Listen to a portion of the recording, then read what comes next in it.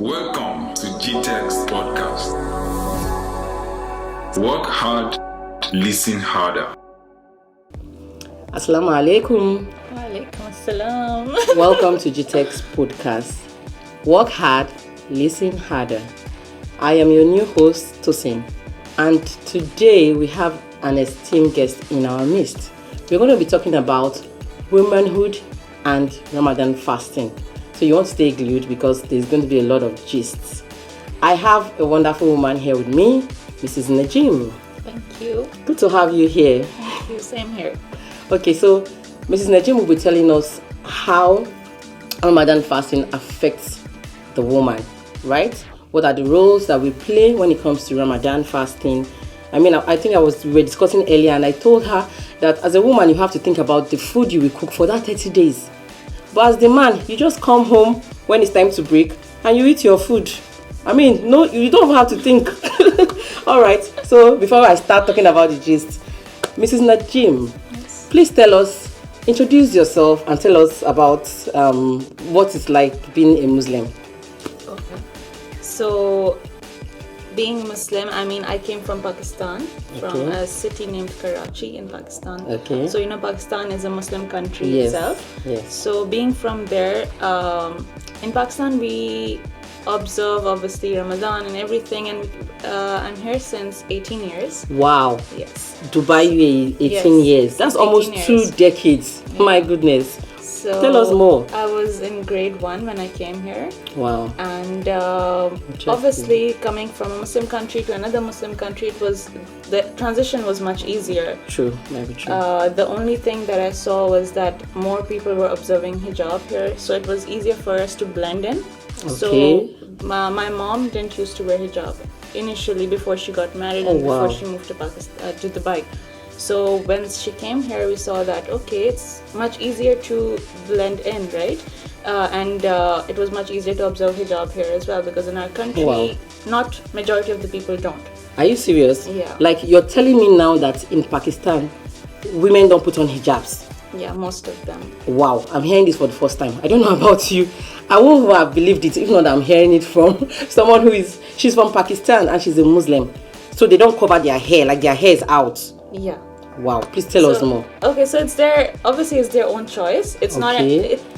it's not an obligation to most of them. It's not considered an obligation. Okay. So most of them don't observe hijab there. Wow. But here you see locals, Arabs, everyone is wearing hijab.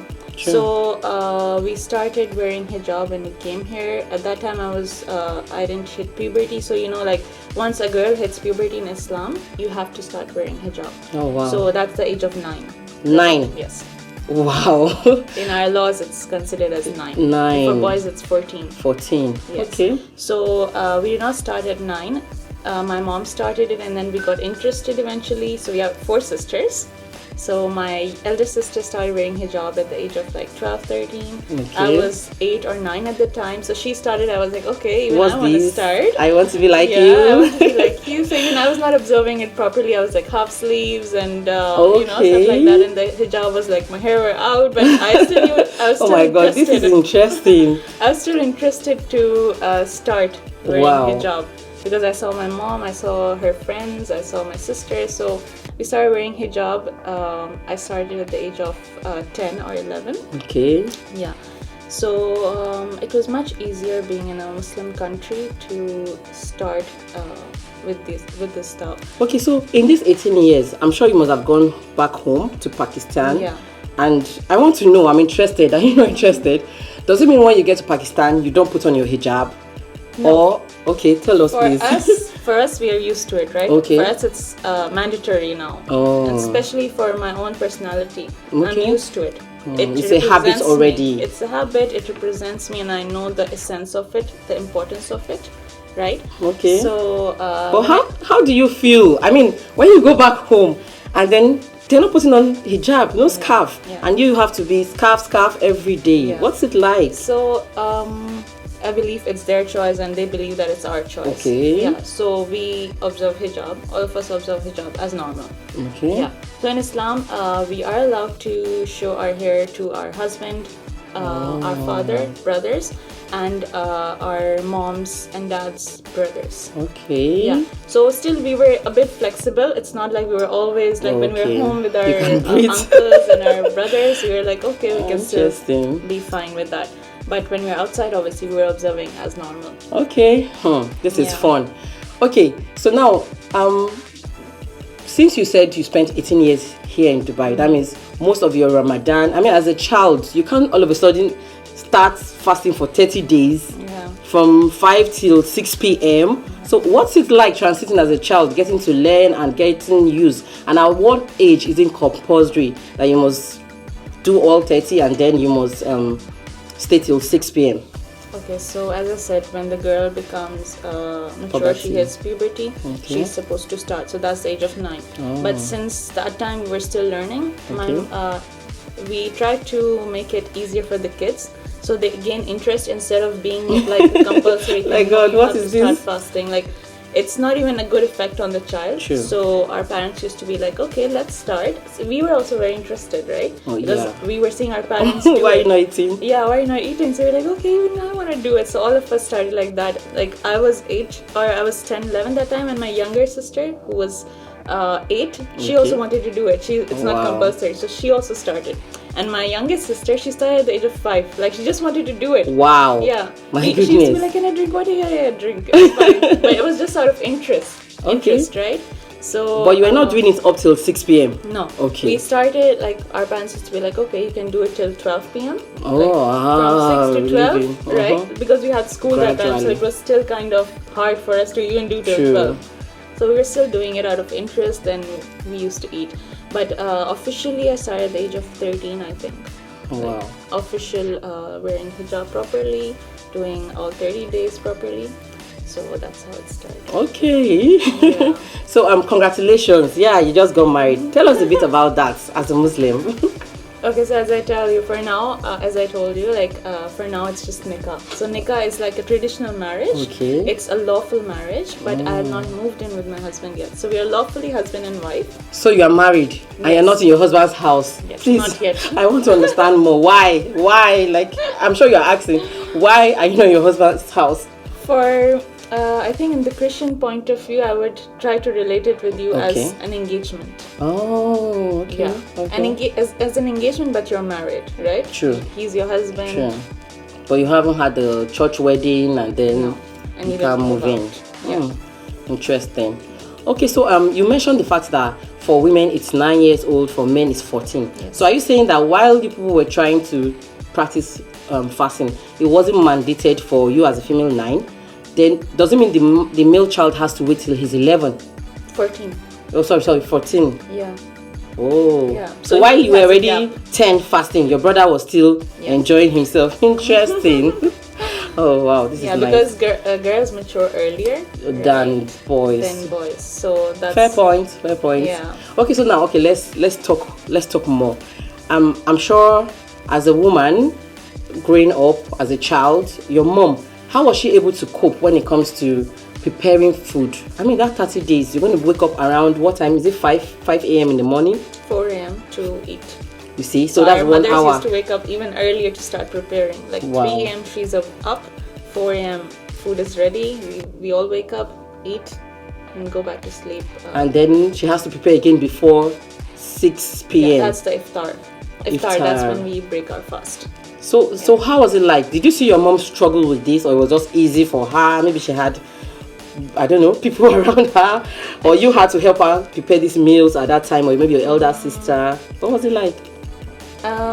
Okay, so obviously in here you don't really have a lot of help, right? You're True. living alone, not with family. You're on your own, and even maid culture was not that wide here. Common. Yeah, not that common here in Dubai that time. Okay. So my mom used to handle all 4 of our sisters. Our dad used to come at like 3-4 p.m. Obviously he's tired, he's from work. He used to just come wait and for sleep. food. Yes, come and sleep, wait for food. And then my mom used to start cooking at 4 p.m. Wow. because we are 4 sisters. So that Okay. time we all were not fasting. So she had to cook for us first. Separate. Cook for us, feed us breakfast, feed us lunch. And she's fasting and feeding. fasting. I mean, how do you resist it that you won't put the food in your mouth and say, oh no, I'm fasting? That's a lot of discipline and I mean hard work. And we even started like at the age of 13 when I started all 30 days. Okay. We all used to be in bed. Like we were not related to it spiritually that okay, it's the month of Ramadan. You're supposed to fast. You're supposed to be closer to God. You're supposed to read Quran. You're supposed to pray more. But that time we were just like, oh, I'm fasting. I just want to sleep. I'm tired. Let time go. Let me just wake up and go. it's 6 p.m. Time to eat.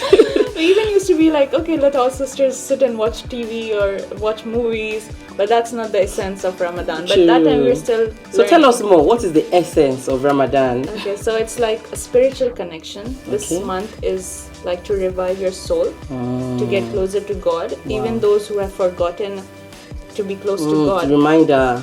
It's a reminder for them. Okay, this is the time. Let's come and pray. Wow. Come and read Quran. Come and be closer to me. So even if it's even like a meme kind of thing that those who even don't pray throughout the year they have pray to. in It's Ramadan. compulsory.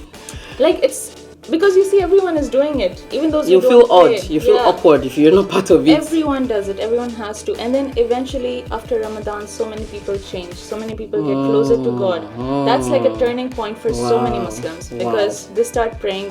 They get closer to God. Okay. So Interesting. even after Ramadan ends, those people are still coming to the mosques because they're close. They got closer to God. So, just like with the Christians, revival, when we go for revival and now you now feel holier than you used to feel. Yeah, exactly. I totally understand. Okay, so as a woman, I don't know if it's right to assume that your mom wasn't working at that time, she wasn't. But you are working, right? Yeah. So how do you get to cope? So we reach home by 5 p.m. So like we only have 1 hour to actually do something. Wow. So at the moment I'm not responsible for my husband to cook for him. But you will be soon. Yes, will be soon. And I'm just thinking of how I'm going to manage. I can imagine. Maybe if my job is till 1 p.m. then I can go early and do something. You know, I think even schools close earlier for kids. Yes. They have to come back earlier. Yeah. And these are kids that will have to eat when they get home. Exactly. Oh wow, it's really a lot. So for my mom, we all used to just come at 12 p.m. because I think school ends at 12 p.m. Yes, during fasting. So we used to come and then she used to give us food. We used to sleep. Then she has her time to start cooking for the actual iftar, right? For our dad. To avoid distractions and all as of well. that. So she was also fasting, obviously.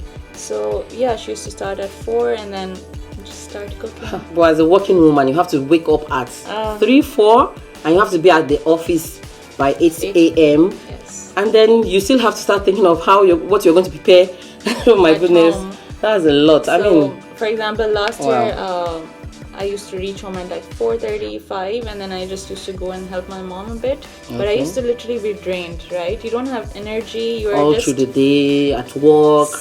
And then you get home, more work. Exactly. 1 or 2 days I was even about to, like, I was feeling drowsy because I was like, oh God, this is like, I don't have energy to do this.